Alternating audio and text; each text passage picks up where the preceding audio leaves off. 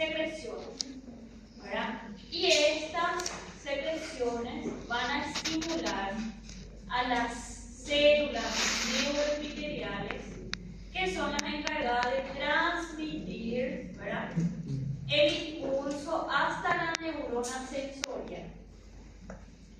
Ahora, depende mucho de qué tipo de receptores tiene este botón gustativo para que nosotros podamos percibir, qué sé yo, el sabor salado o amargo, ¿verdad?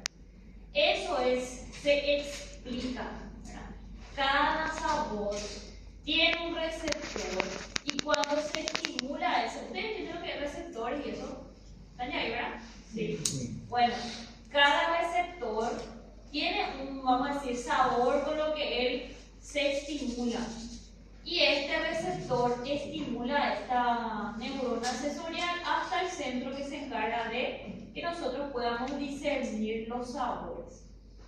Ahora, ¿cuáles son esas células por lo que están formadas el botón gustativo o el corpúsculo gustativo? Está formado por las células neuroepiteliales, que son las más numerosas, células de sostén y las células basales. Y estas células se pueden diferenciar súper bien en una lámina histológica. Ahora, es la única región, la superficie dorsal de la lengua, donde se encuentran estos botones gustativos. No. Se encuentran en las papilas, que son todas estas que ya hablamos. Se encuentra en un arco que se llama arco palatogloso, en el paladar blando, en la superficie posterior de la glotis y en la pared posterior de la faringe. Por eso se relaciona el sentido del gusto con el sentido del olfato, se relacionan muchísimo. Porque muchas veces nosotros podemos hasta comer, ¿verdad? Pero si estamos todos congestionados, si estamos en un cuadro gripal, es como si fuera que no sentimos el sabor de lo que estamos comiendo, ¿verdad? Ahora, ¿cómo se explica eso? Es todo gracias a las conexiones interneuronales que existen en la corteza cerebral. No sé si ustedes van a tener, el doctor Luis es un neurocirujano, tiene como que le va a enseñar neuroanatomía, porque muchas veces eso es lo que es difícil imaginarse, ¿verdad? Y conforme van a terminando el año van a dar neuroanatomía sí o sí, y mejor todavía con el doctor Luis, ¿verdad? Él es súper bueno. Dios mío, no. Bueno, entonces, los botones o corpúsculos gustativos son estructuras ovaladas pálidas que se extienden a través de todo el espesor del epitelio y tienen un vértice que se llama poro gustativo. Ahí tienen las células neuroepiteliales, las células de soporte o de sostén y las células basales. ¿Cuál es la función de la célula basal? Da origen a las otras dos células. ¿Cuál es la función de la célula de soporte? Es ayudar a que se puedan establecer las neuronas y le da sostén o soporte a las células neuroepiteliales, que son las sensoriales. La lengua, la inervación de la lengua es bien complicada de entender en anatomía, ¿verdad? Pero tienen que entender porque acá está la importancia. En cuanto al sentido del gusto, cuanto a lo sensitivo, que nosotros podamos percibir los sabores, están encargados el nervio facial, el nervio glosofaringio y el nervio vago. Ramas de estos tres nervios son los que inervan sensitivamente la lengua para que nosotros podamos sentir los sabores. ¿Está bien? Entonces eso, se ve, parece como una cebolla, si quieren, ¿verdad? Y acá nosotros podemos ver las células basales, que son las que están en la base, por eso se llama una cebolla, un ajo. ¿Por qué nadie me corrige? Yo dije cebolla, nada que ver, no es una cebolla. No cocino nada de que no se me Ahora, las células basales son las que están en contacto con la membrana basal Las células de sostén son aquellas más pálidas y las células neuroepiteliales son las que hacen más contacto con el poro, ¿verdad? ¿Se pregunta en la práctica cada célula? No. En la teoría, ¿cómo se pregunta? Que tienen que saber que está formada por estas tres células, ¿verdad? Y que la más importante de ellas es la célula neuroepitelial. ¿Por qué? Porque ella es la que se encarga de transmitir los impulsos nerviosos a ¿dónde? A estos nervios que están aquí, para que yo pueda percibir los sabores. Se ven súper bien. Acá en esta, acá se pueden diferenciar. Las células basales es más fácil porque están en la base, ¿verdad? Pero en cuanto a las células de sostén y las células neurosensoriales son más difíciles de identificar, ¿verdad? Dice que las células de sostén son más pálidas y todo lo demás, ¿verdad? Pero eso depende mucho de la atención que estamos tomando. Si estuvo correctamente la atención y lo demás. Pero esto es un corpúsculo o un botón gustativo. Bueno, y ahí están los sabores: el dulce, el salado, el amargo, el agrio y el umami. Antes yo no conocía este sabor. El umami es una nueva actualización de los libros de este sabor. ¿Qué es el sabor umami? El sabor que a nosotros nos parezca sabroso. ¿No? Sí, tipo, a mí me gusta el sabor de a mí me gusta la hamburguesa, ¿verdad? Pero no a todos les gusta la hamburguesa. Y mi sabor umami es el sabor de la hamburguesa, es lo que a mí me es sabroso. Porque no a todos nos gusta lo mismo, ¿entienden? Entonces cada tiene un sabor umami diferente, algo que es más sabroso que otra cosa, ¿verdad? Entonces cada papila tiene un tipo de receptor, ¿verdad? Que ayuda al sabor dulce, al salado, al ácido, al amargo y al umami. Hay un potenciador de sabor que se usa mucho en la comida oriental, que es el glutamato. ¿Nunca probaron eso? Sí, los brasileños, la mayoría que son acá brasileños, condimentan bien todo lo que hacen. Y el glutamato realmente el glutamato es un neurotransmisor. Entonces, ¿qué hace eso? Hace que cuando nosotros comamos nuestra comida potencialice el sabor y nuestra papila gustativa se estimula más rápido o más fuerte. Por eso deja la comida más sabrosa de esa manera. Yo no sabía, a mí me enseñaron nomás también que se entienda. Ahora, entonces, en cuanto a la inervación de la lengua, la sensibilidad general está por la rama mandibular, el nervio trigémino, los nervios glosofaringio y vago, y acá también falta el nervio facial. Es gustativa, perdón, por el nervio facial, glosofaringio y vago, ¿verdad?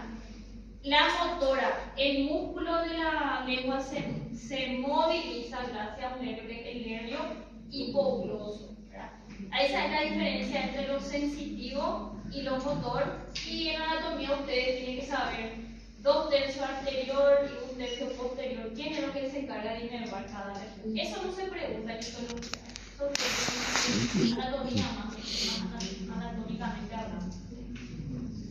Bueno, y acá se puede ver el músculo estriado visceral. Tiene las mismas características que el músculo estriado, ahora a ustedes se le puede ya preguntar el músculo estriado visceral, porque ya se le puede preguntar lengua.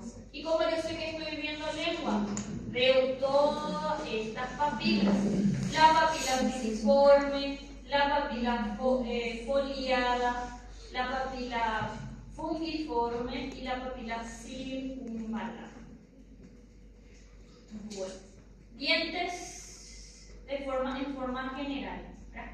Acá yo le puse la correlación clínica. El sentido general del gusto es la capacidad de percibir los sabores, ¿verdad? Específicos, eso es lo que está determinado genéticamente. Hay súper degustadores, como yo le comenté a la compañera, que son aquellas personas que tienen más papilas linguales y más densidad de botones percibe mejor los sabores. Y después están los no degustadores, que son los que tienen menos papilas linguales, por ende tienen menos densidad de botones o corpúsculos gustativos. Hay patologías como la disautonomía familiar tipo 1, que se llama síndrome de Rayleigh-Diet, en el cual la persona no puede percibir los sabores. Qué triste, ¿verdad? La única felicidad, ¿verdad? Cuando estamos tristes es comer. Y esta persona no percibe los sabores. Es una enfermedad cromosómica, es decir, que está determinado genéticamente por el cromosoma 9. Y que causa hipogeusia, que es grave, que es la disminución de la capacidad de detectar el sabor. Síndrome rarísimo, rarísimo, rarísimo, pero existe, ¿verdad? Bueno, dientes, yo no sé ni cuántos dientes. ¿Cuántos dientes hay? ¿Dónde está Gerson? ¿Cuántos dientes tenemos, Gerson? 30 y 32, ¿verdad? Yo ni leo la parte de dientes, paso nomás esa parte. Pero tienen que saber lo básico. Bueno, el diente tiene un tejido mineralizado que le da la, vamos a decir, dureza, que es el esmalte. Es un tejido mineralizado acelular que cubre la corona del diente y es producido por una célula que se llama ameoblasto, ¿verdad? Después está la dentina, que está debajo del esmalte, que es más abundante, está debajo del esmalte y debajo del cemento, y es producido ¿por quién? Por los odontoblastos.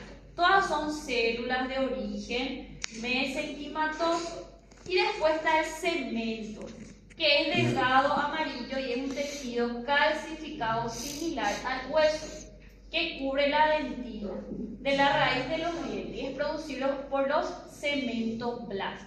Esto por ahí es lo que yo puedo preguntar. ¿Quién produce el cemento? Cementoblasto. ¿Quién produce la dentina? Odontoblasto. ¿Quién produce el esmalte? Ameoblasto. Máximo. Eso es lo que voy a preguntar. No le voy a sacar un diente y que me señalen las partes del diente. Eso es odontología. Aunque sería un punto débil en ustedes, ¿verdad? Esa parte.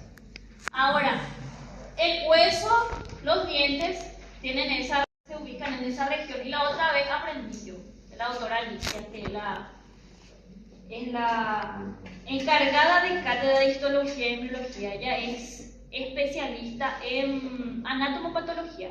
Hizo la residencia de anatomopatología acá en Paraguay. La única región que después de viejos, ya adultos, y tenemos todavía tejido conectivo embrionario, es en la pulpa de los dientes. Es el único lugar donde queda todavía un poco de tejido embrionario hasta que nos crezca ese diente definitivo, ¿verdad? Ahora, el hueso alveolar es donde se ubica cada, vamos a decir, diente. Periodonto une al diente al hueso contiguo, también llamado membrana periodóntica. Hay patologías que solo ataca al periodonto, por ejemplo. Y la encía, que es la parte especializada de la mucosa bucal que rodea el cuello del diente. Esto es lo básico que ustedes tienen que saber. Más que esto y que estas células que están acá, yo no les voy a preguntar. Y esta clase de la doctora Gaby, yo modifiqué algunas cosas, entonces en ningún otro grupo se va a hablar mucho de diente. Ahora vamos a hablar de las glándulas salivales mayores.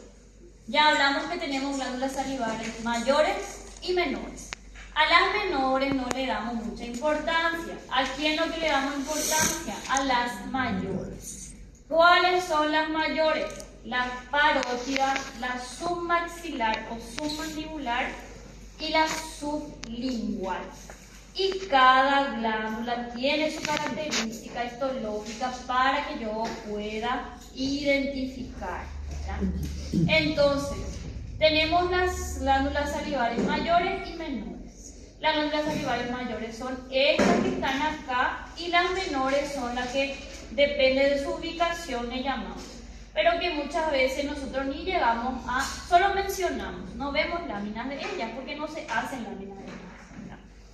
Ahora, si es una glándula endócrina o una glándula exócrina. Estas glándulas, ¿son exócrinas o son endócrinas? ¿Por qué dudaron? Son exócrinas. ¿Por qué son exócrinas? Porque vierte su producto de secreción a una superficie, ¿verdad?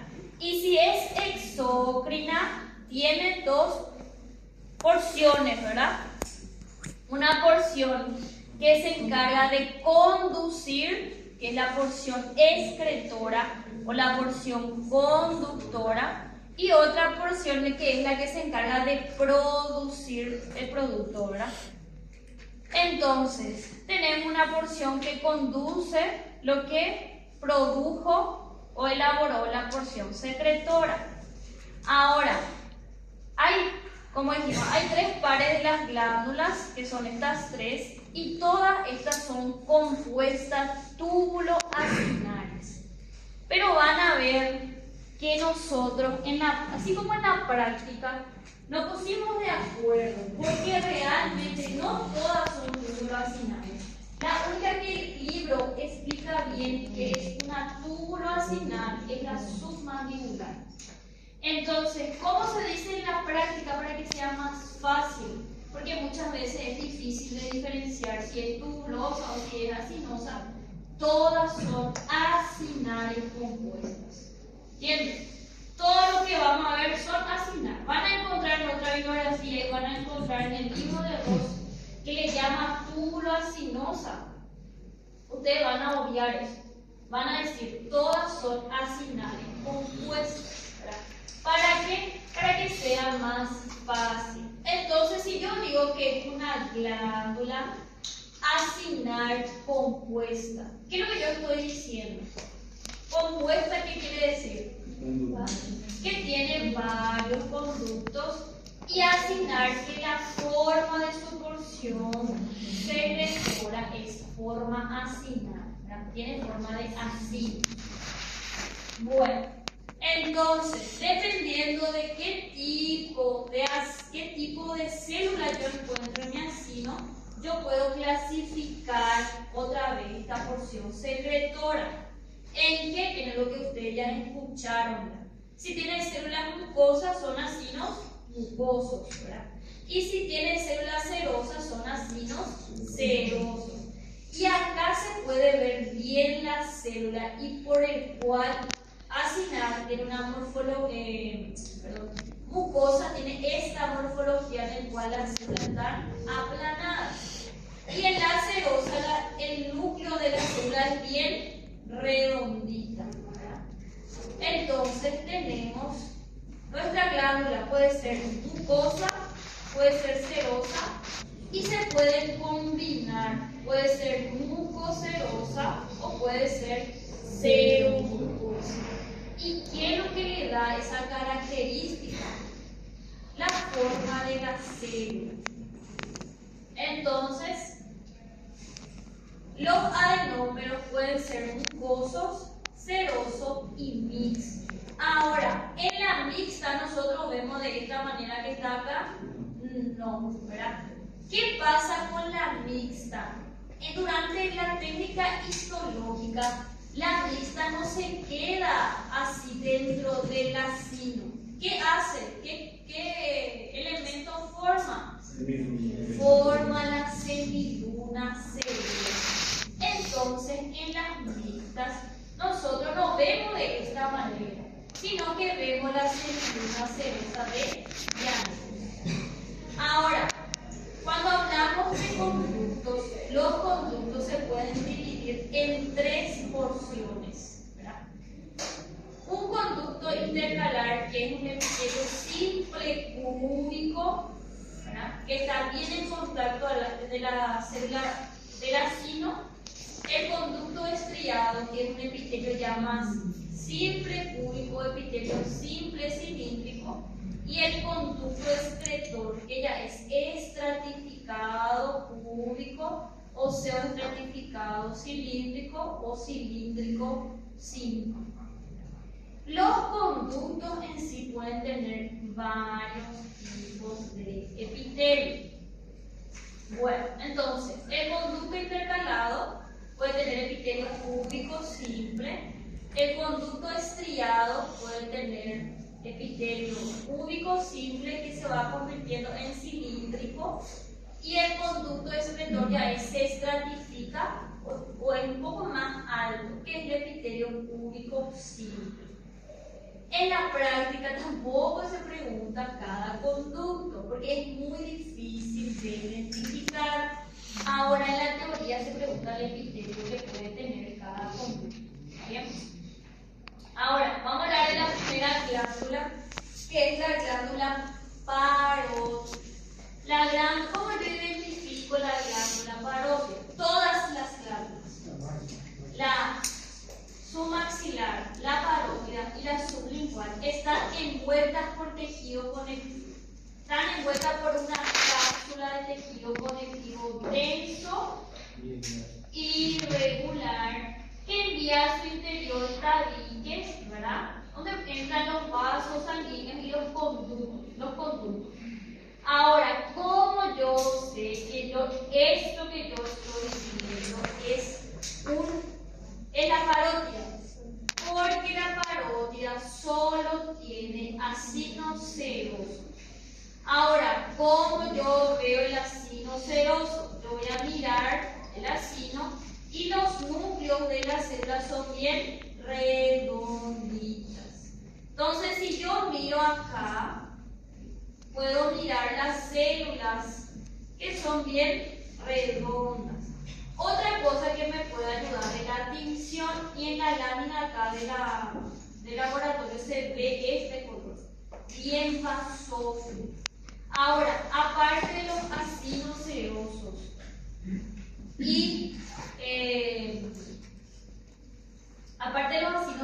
¿qué otra cosa me puede ayudar a identificar la parótida? Es esto. Tiene una gran cantidad de ¿qué? De tejido adiposo. Entonces, si yo estoy viendo la parótida, yo voy a tener que ver que todos los acinos que ella tiene son acinos serosos. Ella no tiene acino mucoso. Ahora, ¿qué es lo que me puede confundir? Esto, ¿verdad? Que es tejido adiposo con un acino mucoso. Pero, ¿cómo yo sé que esto es tejido adiposo y no es un acino mucoso, por ejemplo? Los núcleos. Bueno, el tejido adiposo tiene un núcleo bien excéntrico, ¿verdad? Pero si yo comparo con un acino mucoso, el acino mucoso tiene muchos núcleos bien achatados, ¿verdad? Y acá no se tiñe luego, porque ya hablamos ya que el tejido adiposo no se tiñe con ningún tipo porque es grasa, ¿verdad? Son triglicéridos. Ahora, la parótida entonces tiene acino seroso, por eso es una serosa pura ella. Ahora, tiene un conducto excretor que se llama conducto de Stensen, cuyo conducto excretor vierte su contenido, su producto de secreción que es seroso, frente del segundo molar dentro de la cavidad bucal. Entonces, produce saliva bien serosa la parótida. Ahora está la glándula submaxilar o submandibular también. Tiene lo mismo, tiene una cápsula de tejido conectivo que lo envuelve, pero ¿cuál es la diferencia? Los acinos. La glándula submaxilar es una glándula mixta, pero tiene predominancia de un tipo de acino, que es el acino seroso. ¿Tiene acinos mucosos? Sí los tiene, pero tienen en menor cantidad. Por eso esta glándula es una glándula seromucosa.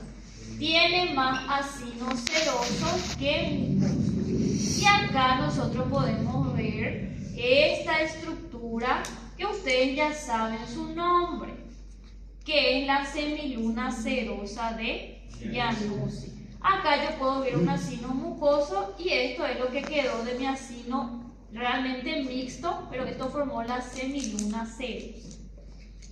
Ahora, ¿cómo lo que yo veo los conductos? Bueno, el conducto que está dentro de los acinos, que es epitelio cúbico simple, es conducto intercalar. Ahora, el que es más grande, que tiene epitelio simple cilíndrico, es el conducto estriado, ¿verdad? También se llama estriado porque se pueden ver algunas estriaciones de su citoplasma, dice el libro, ¿verdad? Pero realmente son muy difíciles de diferenciarlas por eso. Acá, esto es un conducto ya excretor, porque yo sé que esto es un conducto excretor por el epitelio. Acá hay epitelio cúbico estratificado, ¿ven? La primera capa de célula es cúbica y acá si miro son 2 capas. Se estratificó, por eso yo sé que esto es un conducto excretor. Ahora si miro esto, acá veo los acinos serosos y acá veo los acinos mucosos. Y yo puedo decir que es mixta esta glándula. Ahora, ¿dónde vierte su producto de secreción la glándula sublingual, o sea, submaxilar o submandibular? Al lado del frenillo lingual. ¿Y dónde queda el frenillo lingual? Debajo de la lengua. Ella es la glándula que a veces bostezamos y vierte su producto de secreción, ¿verdad? En la sublingual, submaxilar o submandibular. Y después está la sublingual. La sublingual tiene mayor cantidad de acinos mucosos que serosos, ¿verdad? Tiene lo mismo, tiene una cápsula de tejido conectivo denso, ¿verdad? Que envía tabiques por donde van los vasos sanguíneos y los conductos excretores, ¿verdad? Pero cuya diferencia es que hay una cantidad enorme de ¿qué? De acinos más mucosos que serosos. ¿Y como yo veo los acinos serosos? A través de la semiluna serosa. Por eso a esta glándula, que es la sublingual, se le conoce como una glándula mucoserosa. Esta es la glándula más linda que yo ya pude sacar foto alguna vez. Y esto es, ¿qué conducto piensa que este es? Excretor no es porque no es estratificado y no es cilíndrico, ¿verdad? Es intercalar o estriado. El que está en contacto con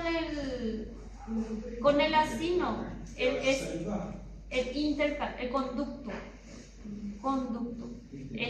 intercalar. Intercalar seria esse menorzinho lá? ¿Cuál? ¿Esta? Não, pode ser também, arriba. Estos son acinos serosos. Não, eu falo quando esse que tem uma luz bem no meio. Este. cima. Não, de cima. Pequenininho. Acá. Abaixo. Este es vaso sanguíneo. Nossa.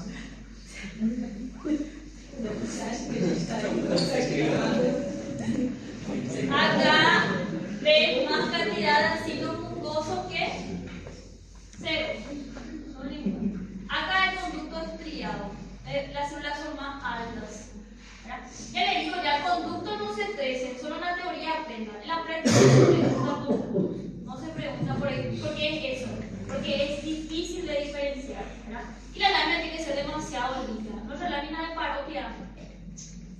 Y yo sé que esto es un conducto excretor por el epitelio, estratificado público. La saliva tiene varios componentes, su función no te van a leer, pero tiene varios componentes. Proteína, amilasa y tiene diferentes tipos de inmunoglobulina. La saliva es muy importante para mantener la salud bucal, ¿verdad? La saliva contiene principalmente agua, proteínas, glucoproteínas, amilasa, isocimas, anticuerpos, así como otros electrolitos. En el primer lugar donde se empieza a humedecer los alimentos, ¿para qué? Para que nosotros podamos tragar. ¿Alguna pregunta? No.